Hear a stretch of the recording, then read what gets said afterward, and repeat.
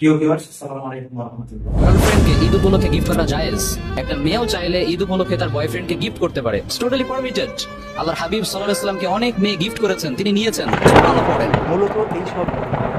মূলত এইসব কাঠ মৌলভীরা, এই ধরনের বেয়াদবরা, এদেরকে বেয়াদব বলতে আসলে একটু দ্বিধা হচ্ছে না। কারণ হচ্ছে, যেই বিশ্বনবী সাল্লাল্লাহু আলাইহি ওয়াসাল্লামকে আমরা অন্তরের অন্তঃস্থল থেকে ভালোবাসি, শ্রদ্ধা করি, সম্মান করি, যিনি আমাদের নয়নের মণি, তাকে নিয়ে এই ধরনের সাল্লাল্লাহু আলাইহি ওয়াসাল্লামকে নিয়ে এই ধরনের বাজে উক্তি করতে পারে, এটা ভাবতেও অবাক লাগে। হযরত মুহাম্মদ সাল্লাল্লাহু আলাইহি ওয়াসাল্লাম সম্বন্ধে সে বলছে যে একজন গার্লফ্রেন্ড বয়ফ্রেন্ডের সাথে এবং বয়ফ্রেন্ড গার্লফ্রেন্ডের সাথে গিফট নিতে পারে, এটা জায়েজ আছে। আর এই জায়েজ বলতে যে সে বলছে যে বিশ্বনবী সাল্লাল্লাহু আলাইহি ওয়াসাল্লাম নাকি বিভিন্ন মেয়েদের কাছ থেকে গিফট নিতেন, নাউযুবিল্লাহি মিন যালিক।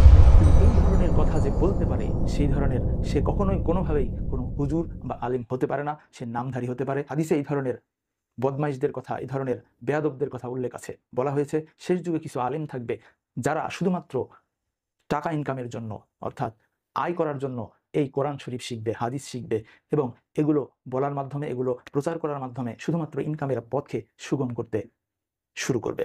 যদি দর্শক, এবং আমরা এটাই লক্ষ্য করছি, যদি এমন হতো যে সঠিকটা বলে আয় করছে তাও একটা কথা ছিল, কিন্তু এরা নিজেকে ভাইরাল করার প্রতিযোগিতায় এমনভাবে মেতে উঠেছে, এদের দিন দুনিয়া সব ভুলে গেছে। ইসলাম, মুহাম্মদ সাল্লাল্লাহু আলাইহি ওয়াসাল্লাম, আল্লাহ সব কিছু ভুলে এরা উঠে পড়ে লেগেছে কিভাবে ভাইরাল হওয়া যায়, কিভাবে টাকা ধান্দা করা যায়। শুধু দর্শক, এইসব আবরারুল হক আসিফ মার্কা হুজুর আর তাকে ফলো করা যেসব হুজুরগুলো রয়েছে, তাদের হয়তো অনেক বক্তব্যই রয়েছে যেগুলো অনেক সুন্দর, কিন্তু মূলত সুন্দর বক্তব্য তাদের প্রধান উদ্দেশ্য নয়। তাদের প্রধান উদ্দেশ্য হচ্ছে নিজেকে ভাইরাল করা, নিজেকে জনপ্রিয়তার শীর্ষে নিয়ে যাওয়া এবং ধান্দা করা, অর্থাৎ টাকা পয়সা ইনকাম করার ব্যবস্থা করা।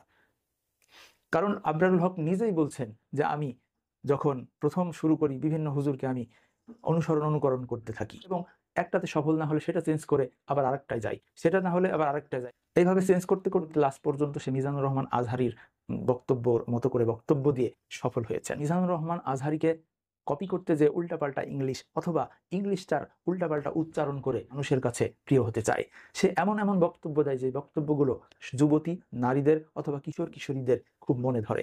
কেন? আল্লাহ এবং নবীকে খুশি করার জন্য আমাদের যত আয়োজন, আল্লাহকে খুশি করতে পারলেই আমাদের সবকিছু সফল। কিন্তু এরা পৃথিবীর মোহে পড়ে আছে, ভাইরালের মোহে পড়ে আছে। এরা কিভাবে মানুষের সামনে নিজেকে মেলে ধরা যায়, নিজের সৌন্দর্যকে মেলে ধরা যায়, এগুলোই তারা বলে বেড়ায়। শুধু দর্শক, এই ধরনের মানুষ থেকে আমরা হেফাজতে থাকবো এবং এদের বক্তব্য শুনবো না, এদের ইউটিউবে এদের ভিডিও ভিউ বাড়াবো না, এদের ভাইরাল হওয়ার সুযোগ দেব না। ভালো থাকবেন, সুস্থ থাকবেন। আসসালামু আলাইকুম ওয়া রাহমাতুল্লাহি ওয়া বারাকাতুহু।